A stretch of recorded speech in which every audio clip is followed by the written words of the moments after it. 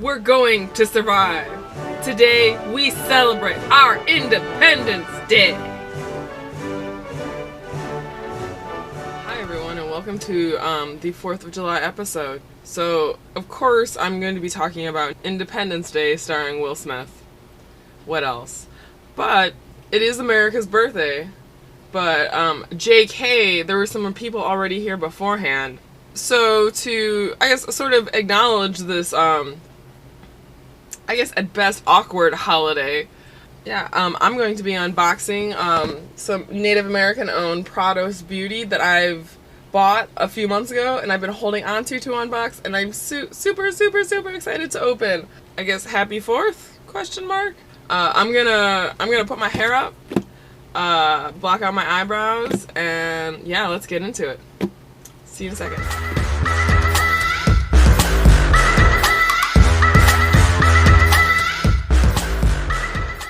Wait.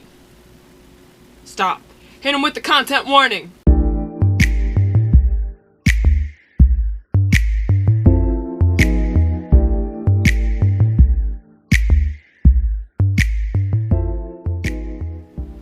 Alright. Independence Day. Woo! A movie that will get even the most peaceful person chanting, "Nuke 'em, nuke 'em." So, of course, we open on a plaque that I guess we left on the moon stating that we come in peace for all mankind, which debatable, but okay. We see like a shadow over the moon of like the spaceship that's coming, and it's, you know, all very like foreshadowing. So we get introduced to like basically all the sort of main heroes of the show.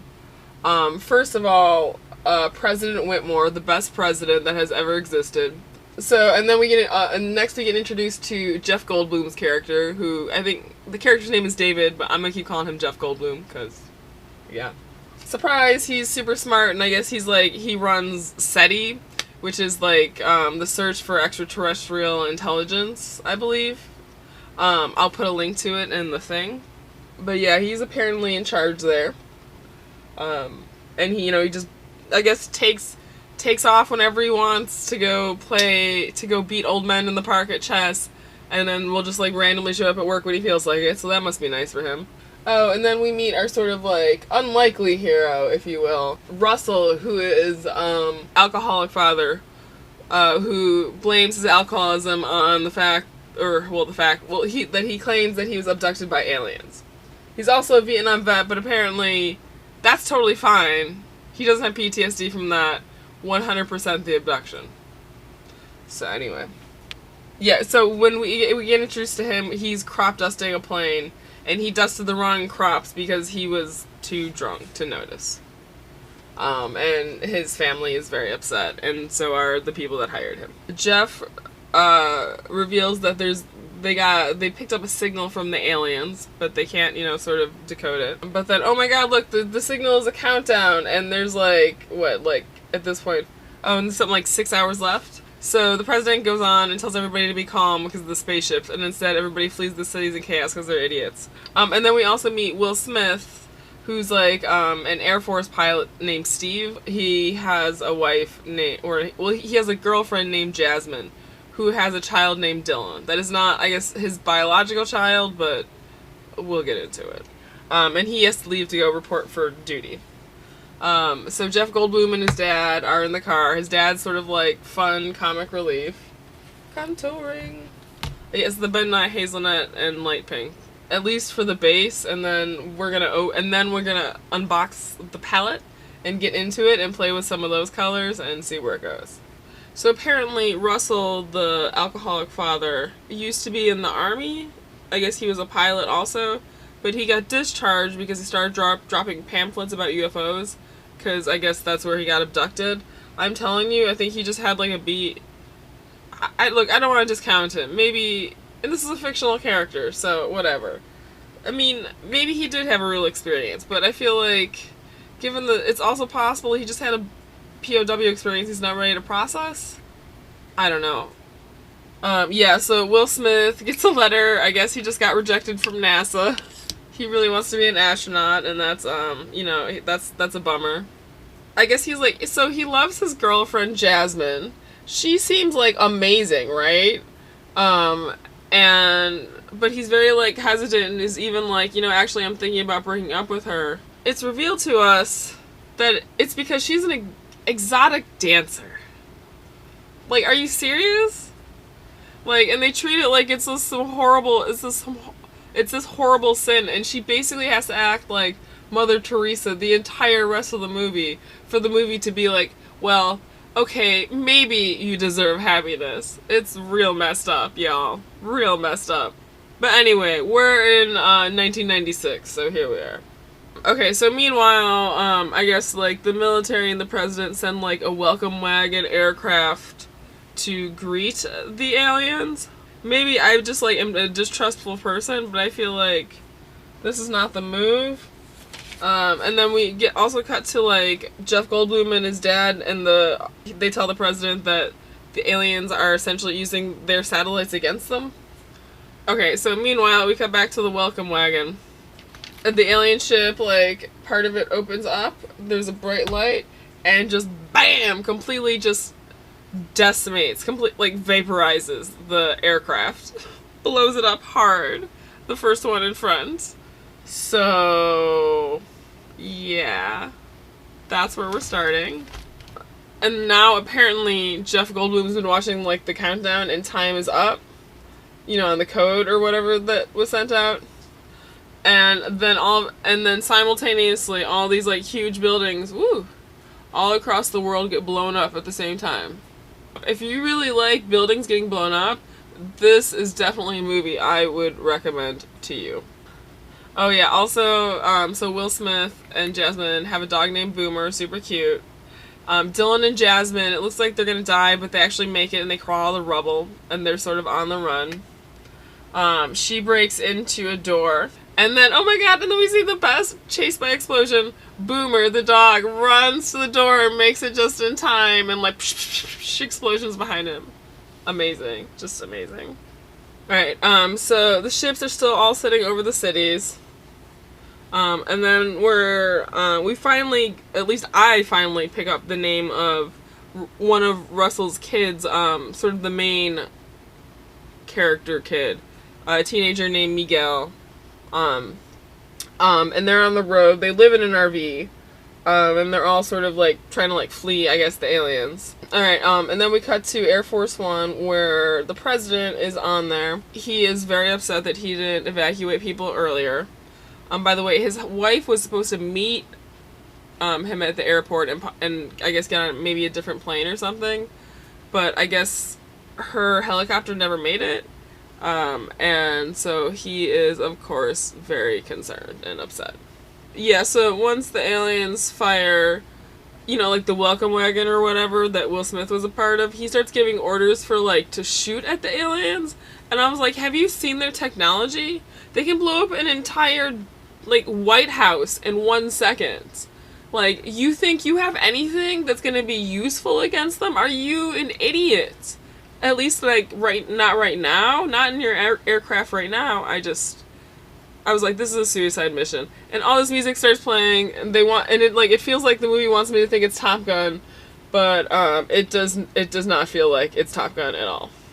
It feels like Don Quixote. Shooting all their missiles like dumbasses. And by the way, all of which dissolve into their force field and do absolutely no damage and don't bother them at all. And I put, of course it does. And in huge letters, I put, has anyone watched fucking Star Wars? Is this a universe where, like, in exchange for, like, really nice presidents and, like, upstanding people as presidents, we don't have, like, science fiction as a genre? That's weird. Because I feel like that's the only thing that explains everyone's, like, what? Like, Star Trek, have you never seen any sort of movie? Unbelievable. Yeah, and then I just put morons, period. And then now all these little alien crafts are coming out to shoot at them. They're trying to outrun the aliens. I'm like, are you they came from probably another, like, light years away. I'm pretty sure they're going to be faster than you. Just a guess. Literally everybody, basically, except Will Smith, dies in this battle. So Steve is the only one. He ejects his parachute, flies to safety, and I guess there's an alien ship that crashed near him. He goes out, pulls out an alien that's sort of dead, sort of alive, punches it to death, and starts screaming, "Who's the man? Who's the man?" Which is very strange and weird. And the alien looked pretty alive to me, but I guess 1 or 2 punches and he was out. Oh yeah, and then there's this very famous sort of moment. Will Smith says, "Welcome to Earth." First, I'm gonna powder, and then I'm gonna let it bake, and then we're gonna dust it all off, because I realize that takes a little while, and it's hard for me to talk when that's happening. It's the Kimchi Cheek Puff Puff Pass powder, suntan, the usual stuff that I use for my basic glamour makeup. Well, stage glamour makeup. Yeah, and then I'll finish up dusting and come back and let's talk about my plan to defeat the aliens. See you in a second.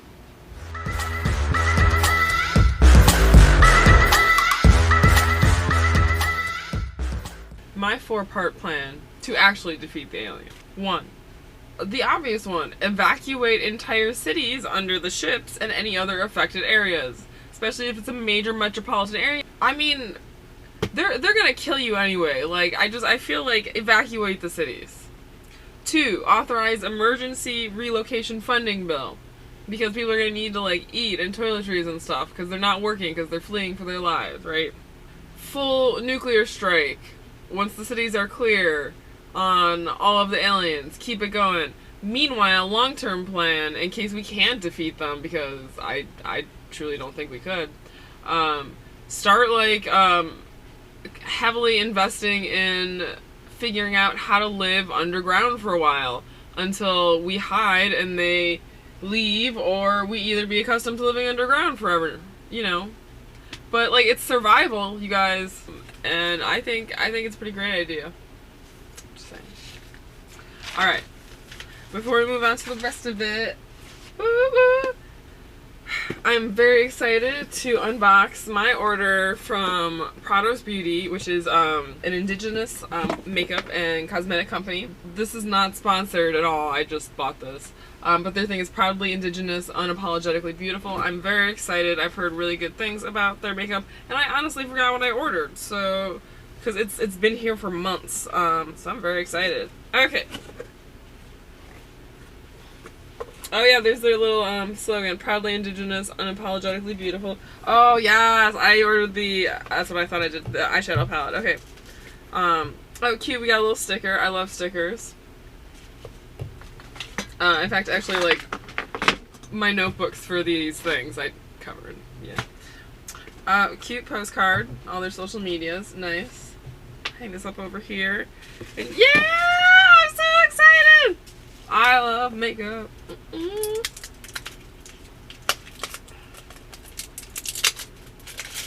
it is sealed for my protection, for sure. Right. How do we... Aha!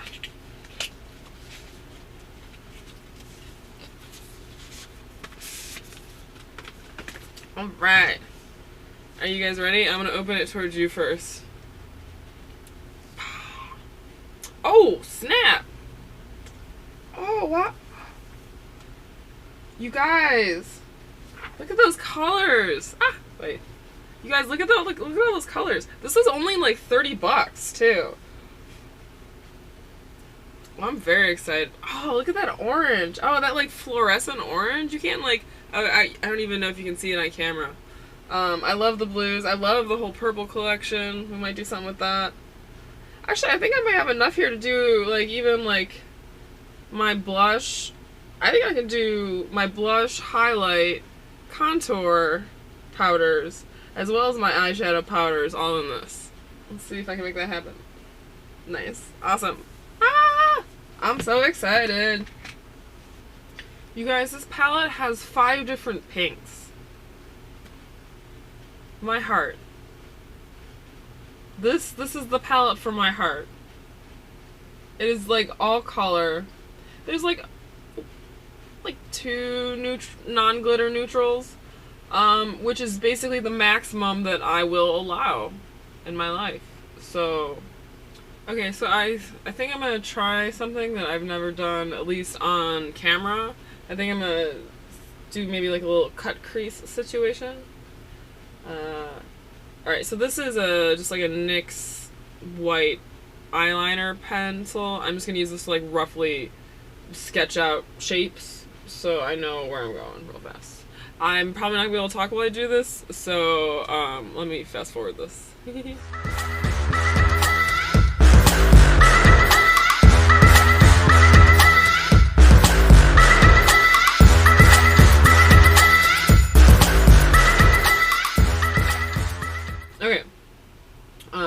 So I think I'm gonna start with a little bit of medium purple, sort of, on the outside.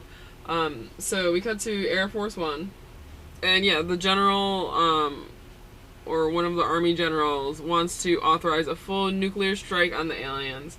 And, yeah, I agree. I think that, oh, wait, before I continue anymore, let me put down I'm gonna put down just, like, some neutral set. Just because I'm gonna do a lot of colors, or I don't know. But yeah, just to prevent any fallout. Jeff Goldblum objects. He says he doesn't want all the people in the cities to die.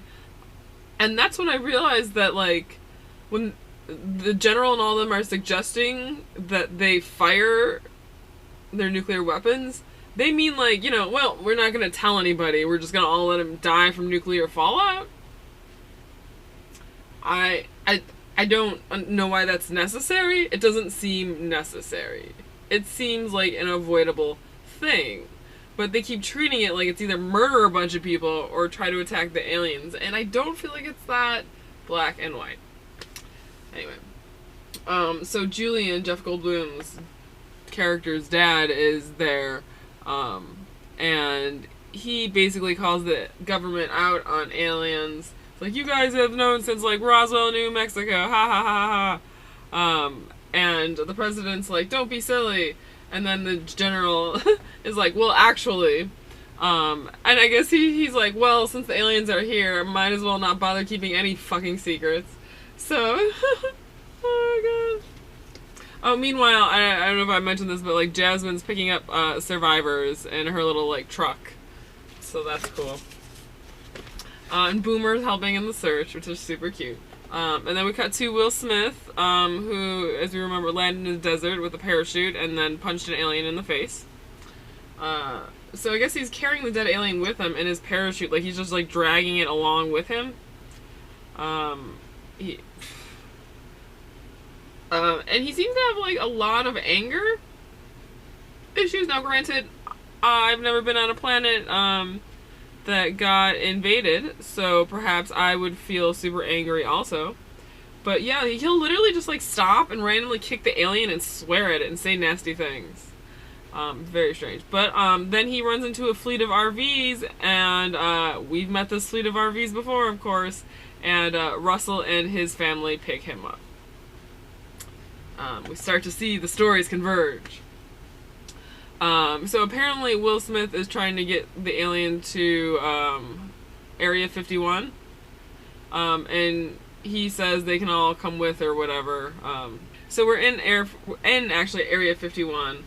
The general's like, well, I guess it doesn't matter. It takes Jeff Goldblum, his dad, the president, and basically everyone else who was in the room, and is like, guess what? We're going to Area 51. Whoop whoop, field trip. The president asks why he was never told about any of this. And they tell him it was so he would have plausible deniability, which I guess sort of makes sense, but is not really elaborated further than that. So down here in the research labs at Area 51, Dr. Oken is in charge, and he is super excited to see people. As he puts it, they don't let them out much, which is a little concerning, but alright. Yeah, he's got all these, like, weird nicknames for the stuff, and he takes the president to see the quote-unquote Big Tamale, which I guess is the UFO or spaceship they recovered. Apparently they've been trying to repair it since the 60s, but they can't duplicate their power source, so they haven't really been able to. But then when the aliens arrived, everything started just, like, turning on and working. So, interesting. Apparently their bodies are similar to us, and that they're, like, sort of biologically frail, but, like, use their brains to create things to make them more powerful. Then Dr. Oaken takes them to see the aliens, which are in the vault, or as I guess the boys in the lab like to call the place, the freak show, which doesn't seem super, like, I mean, if there are aliens, don't we want to build, like, good rapport with them? I feel like insulting them and setting that precedent is not a good idea, but what do I know? Oh yeah, so they see the aliens, and there's 3 bodies that are, like, in fluids that are partially decomposed. Apparently they were wearing, like, weird biomechanical suits at first, but once they got them off, then it was, like, super easy to cut right in.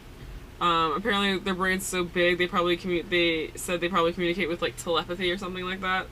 And then, yeah, and then he talks about, like, the code or whatever that he found with Dr. Oaken. Oh yeah, so meanwhile, outside the gates, Will Smith, shows up, and they're like, I'm sorry, we can't let you in. What is this about? And then he gets, like, really upset and shows them the alien. And they're like, and they just, like, let him in. It's pretty funny. I guess if you show up with a dead body of an alien, they'll let you in free pass at Area 51. The cities of Atlanta, Philadelphia, and Chicago have been completely destroyed by the alien invasion, which is a bummer. Then we see them, like, in the alien, I guess, they found in the desert. They start, like, probing his head or whatever. They cut it open and just sort of, like that hinge, like, opens up, and it's super creepy. Oh, and then, so we start to notice that the fingers are moving. They also start to notice that the fingers are moving. Uh-oh. Dun dun, dun dun. And then I start writing larger and larger because I'm scared. I'm like, the eyelids are opening! Yeah, because there's a little baby alien inside of that alien. The alien crawls out, is super hostile, sends off directs a noise at the doctor, Dr. Oaken, which basically just, like, drives him insane. And, like, whoa, it attacks hard everybody in the room, just, like, crazy bananas. So the president and the general walk into the room. They're just, like, walking around, I guess, and talking. And they see that the windows are all foggy, and they're like, what's going on? And, Jesus, this part is... yeah, and then, like, they're looking at the window trying to figure out what's going on, and then BAM! The doctor, clearly dead, with, like, alien, like, hands around his neck and, like, sinking into his throat, slams against the window, and it is horrifying. So the base of the cut crease, I'm just gonna use, this is the Kim Chi Chi, the Most Concealer. It's whatever my skin tone is. And then I'm gonna cut the crease with that, and then press on it one of these, like, lighter purple powders in the palette. Actually, before I do that, I'm gonna go in and sharpen the edges of this purple with a little blue right where it gets deep. Of course, the alien used the doctor to talk for him, which is all sorts of horrifying because he's clearly dead. God, I hope he's dead. Oh, and he just, like, for a while there, just keeps yelling, "Release me, like, nah, like, release me now," and all this. Because I guess he's, like, trapped in the room. The president walks up, decides to talk to him, and asks for a truce, and asks if there can be peace. The aliens go, peace? No peace. They want us to die. They send that horrible signal that, like, messes with your brain to the president. He falls to the ground. Real fast, one of the Social Security, one of the Secret Service agents asks if the glass is bulletproof, and he says no, and, like, 10 Secret Service agents all at once just unload into this alien. And yeah, he dies. He is dead. That alien is actually for real dead, thank God. But apparently when the alien did that, like, weird noise thing or whatever to his brain, it, like, mind melded or connected him, and he saw what they wanted to do and what their plan is. Apparently they're like locusts. They move from planet to planet. When they consume everything, they move on to the next and the next, and we are next. They ask the president what he wants to do now about everything. Like, does he want to, like, retaliate keep going against the aliens? Like, what is the game plan? And then, so this movie, I will say, it is a little jingoistic in that it really sets you up where everything is black and white, and it's like, well, we have no option but to, like, but to like drop all our nuclear weapons, right? Like, it definitely tries to set up that sort of scenario for you. So when President Whitmore, who is like the best president that's ever existed, just like an amazing human being, great president, he goes, nuke them all. Like, I cheered. I went up and went, woo!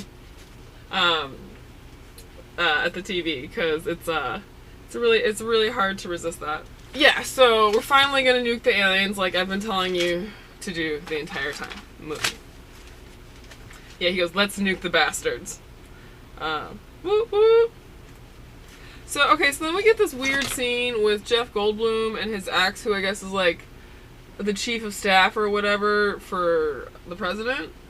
And I can't for the life of me, I don't understand why they got like a divorce. Like, did somebody cheat on somebody and they're just not like talking about it? Like, what happened? Like, it just seems like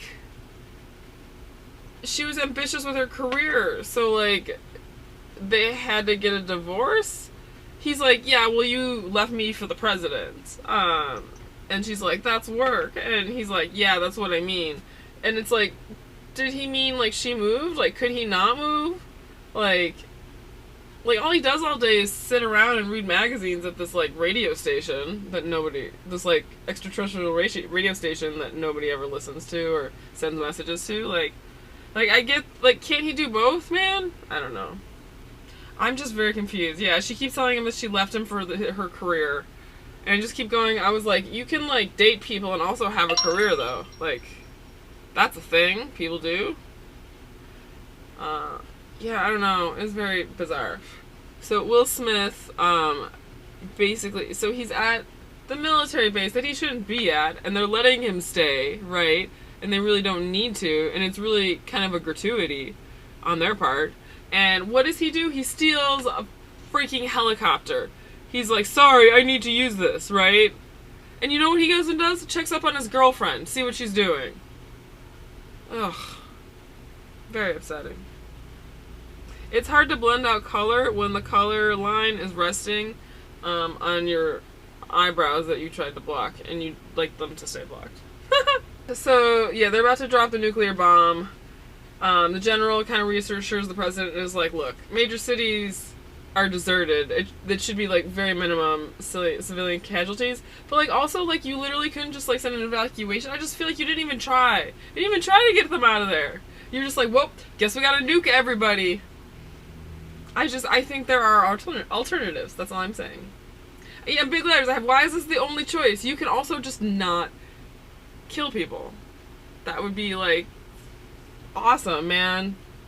Yeah, so I'm putting a little purple over the blue because it's not blending as seamlessly as I like, so I'm just gonna cheat it by making the color a little closer to the one that's next. President Whitmore deploys the weapon, the nuclear weapon, up into the sky, and I go, oh snap, this is happening.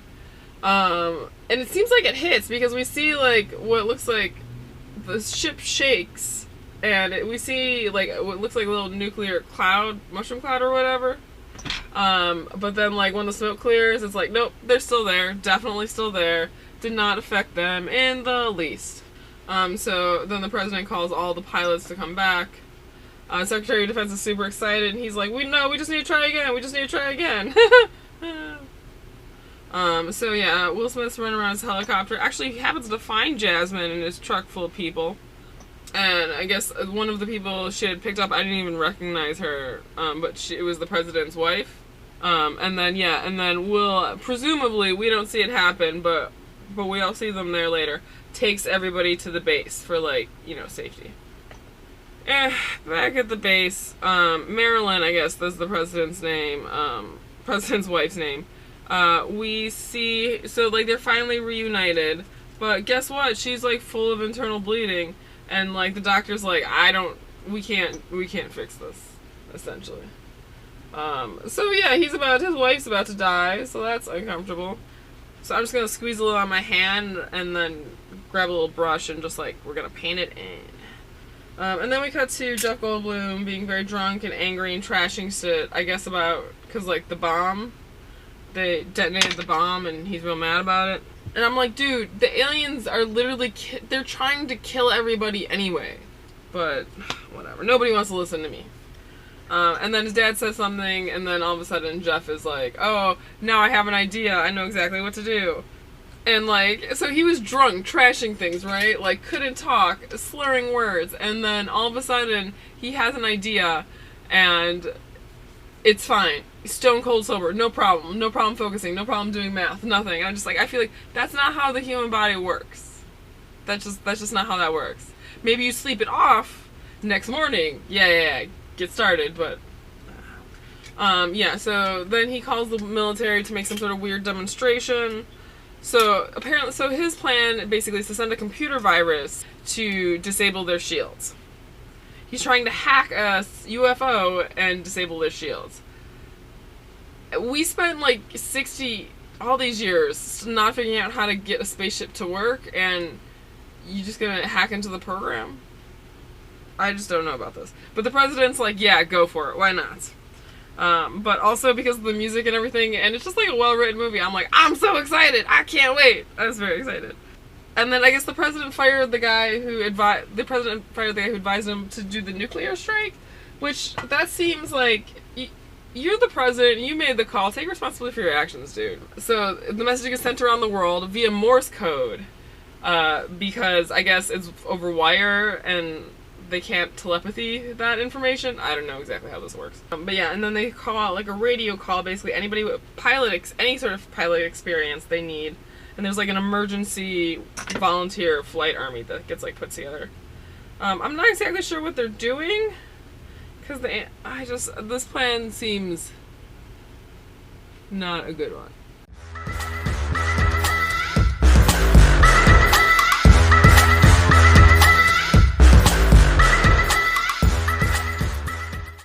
Okay, yeah, so they're radioing, asking for pilots. Apparently Russell, who is a drunk, wants to help and volunteers to be a pilot because he wants payback for what the aliens did to him. So let's go for it, buddy.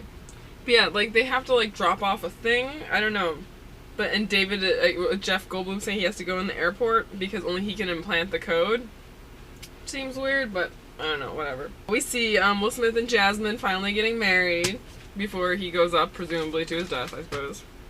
I'm gonna grab some of this light purple here and tap it into the area that I have marked off a little bit here. Will Smith is bringing cigars, but like, he's like, for when we finish, but I'm like, aren't they going into like a pressurized cockpit? That seems like not a good idea. I'm not a pilot though, so I don't know, but like, I feel like that's not safe. Apparently Russell decided to quit drinking today, which, I mean, sounds like a good idea, but like, let me tell you, as somebody who had family members with alcoholism, if you just quit and you're drinking all the time, you can get what's called like the DTs, or like delirium tremors or whatever, and you're basically like going into withdrawal, and you can get really, really sick. People die from this, from just like cutting off substances so fast. That's one of the reasons why addiction is such a tricky thing. I was like, yeah, man, I don't think that was a good idea either, yo. But whatever. I mean, he's probably like, I'm gonna die today anyway, so what does it matter? So, I can't blame him for that. I guess he wants to die sober, so that's admirable. Oh yeah, so the craft they're gonna take up is the Roswell one, because I guess now it's working, because the aliens are back. Will Smith's gonna fly it, and aside from one small little bump, no problems whatsoever. Completely foreign technology, never used before, no one really knows how to use. And he's just like, yeah, I got this, no problem. I do not think that is how that would go, like, in the least. Will Smith finally goes into space and sees the stars, and he's real excited because he feels like this makes up for his, like, sort of rejection from NASA, right? And then they get taken into the mothership, as though like the ship is returning home or whatever. And they look at, and it's like, it looks like the inside, like if any of you have watched Star Trek, it looks like sort of like the inside of like the Borg spaceship. It's like weird biomechanical stuff everywhere. So yeah, even though they're like going to the spaceship and there's probably like visualization stuff everywhere, he somehow thinks Jeff Goldblum thinks the aliens can't see them, And so they hit the shade to close the windows so that they can't look inside. But I'm like, I feel like they're probably going to detect that there's life forms inside, like, right away. Because this is a really advanced alien technology. So many stupid mistakes. And then everyone's like, oh, I guess we won't try again. It doesn't work at all. Like, they all give up right away. But except for President Whitmire, who's like, no, fire again. I have a feeling. And what do you know? Of course, it just took a second for the thing. I was like, I could have told you that. Freaking Comcast customer service could have told you to wait 30 seconds. But they try again. It goes through, the shields are down, and then they just start, I guess, unloading all of the military bombs and whatever that they have on it. Will Smith and Jeff Goldblum are stuck inside of the mothership. They seem surprised that they're stuck there and that they probably won't get out. And I was like, I could have told you that going into an alien spaceship was probably a suicide mission.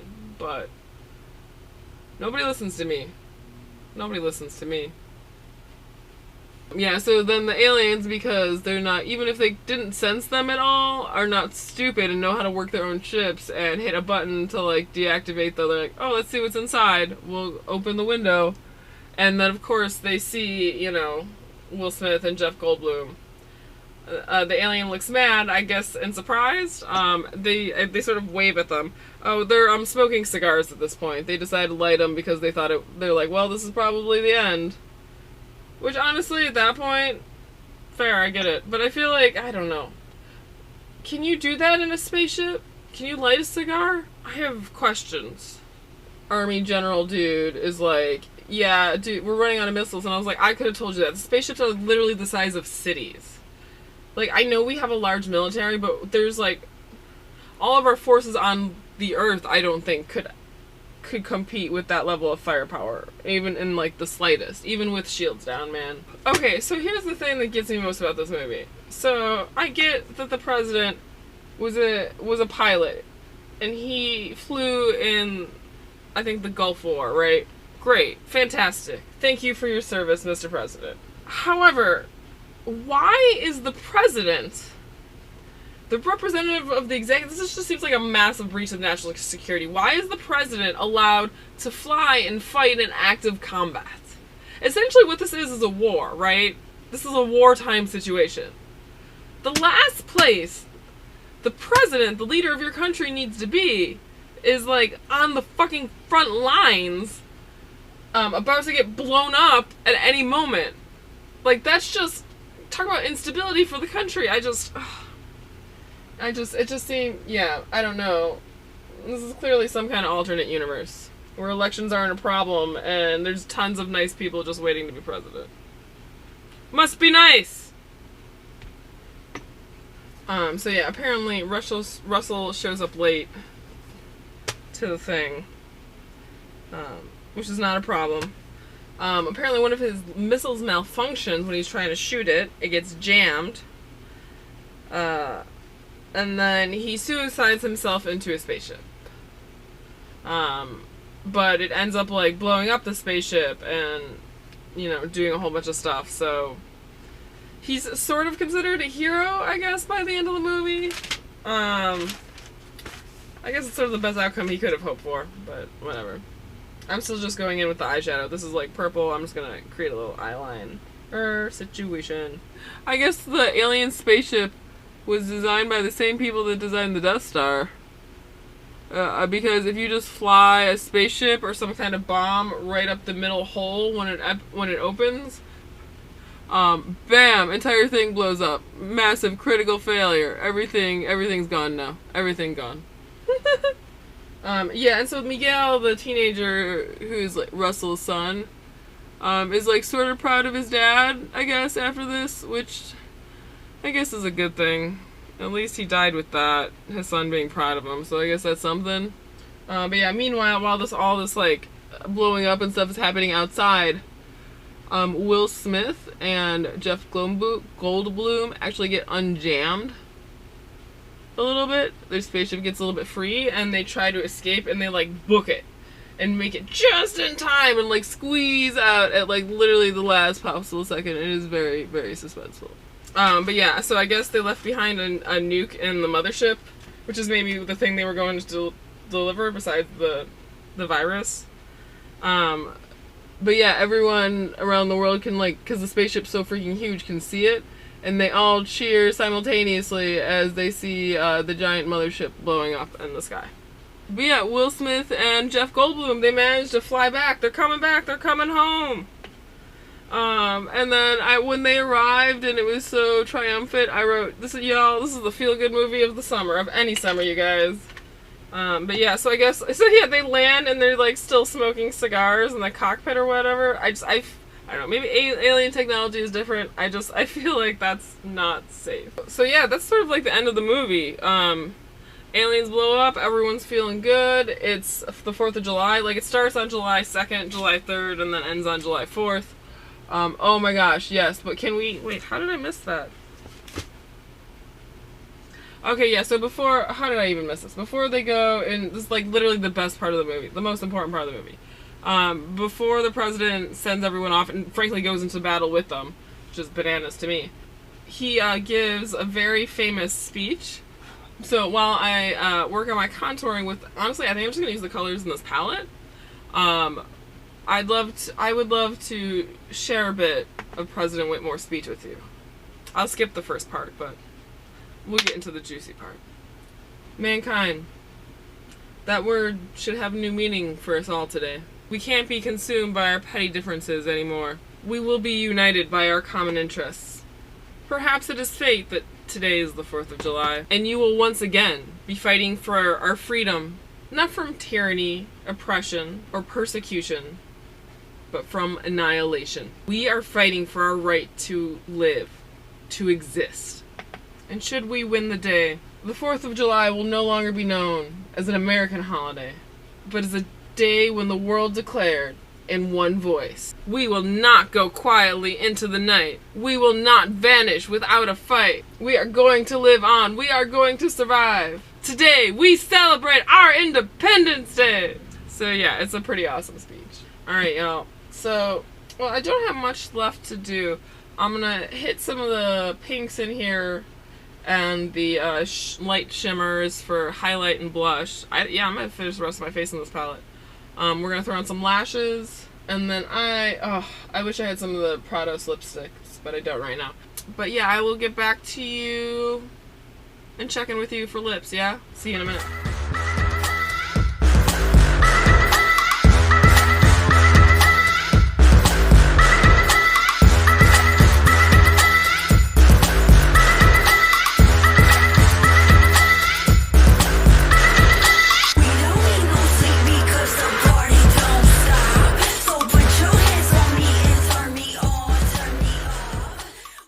Alright, y'all. Woo! Okay, so, first of all, let me go. I'm gonna give, so, let's see, so what did I ended up using, like, the white, the gold as a highlight, use this as, like, a contour, which is probably a little too red for me, but it worked. Use this as blush, use all of this over here for eyes. Yeah, I'm gonna give this, like, there's, like, a little bit of fallout, but, like, I love the colors, the vibrancy. Yeah, I'm gonna give this is a 5 out of 5 over here. Movie Independence Day, I'm gonna give a 4 out of 5. Just 'cause it is a great movie. Well written, well acted, super enjoyable. You'll laugh, you'll cry. It's a great family film. There's a little bit of sci-fi horror, but you know, we have, like, there's amazing President Whitmore, but it's a little too, like, let's nuke them all, jingoistic real fast. For my taste, I just feel like there are other solutions. I also feel like the aliens would have just completely destroyed us. We wouldn't have had a chance. But thank you so much for joining me. I hope you enjoyed this. I hope you liked it. I highly recommend this movie. If you haven't seen it, you should. It's great. It's a fun time. Alright, anyway, I hope you all had a wonderful day, evening, morning, whatever it is you're watching this. Thank you for joining me. And I guess sort of happy 4th of July. And yeah, check out Prados Beauty. This palette is awesome. I love it. Alright. I'll see you next time. Bye.